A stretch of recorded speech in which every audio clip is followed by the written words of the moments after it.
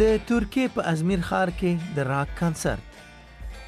د سندرو پیغامونه د دولت پر ضد دي او په فضا کې د الکولو بوی او د مینې نغمې اورېدل کیږي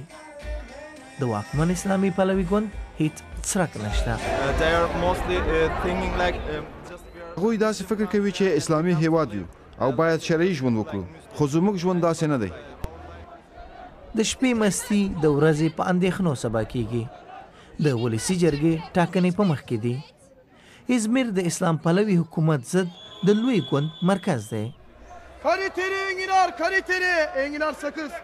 د ترکیې د ولسي جرګې د کاندیدانو ډولونه لکه د دې بازار د سبو په څیر رنګارنګ او بیلابیل دي خو پارلمان ته د ننوتو بخت لرونکي کاندیدان د ګوتو په شمیر دي د مخالفو کاندیدانو لپاره دا بازار د فرصت ډګر دی چې خلکو ته خپلې اندېښنې واوروي موږ خپله دیموکراسي له لاسه ورکړې او په دې هیواد کې نور د خپلواکۍ احساس نه کوو د بیان ازادي نوره نشته دولت هر څه ولکه کړي خو ازمیر ټوله ترکیه نه ده کله چې د هیواد پلازمینې ختیځ لوري ته ځي خلک خوشحاله دي چې اسلام د کورونو نه سړک ته راوتلی خو د دې دواړو د ټکر پایله د سږ کال په ټاکنو کې دریم ځواک دی هغه ځواک چې له کلونو راهیسې له میدانه لرې شوی دی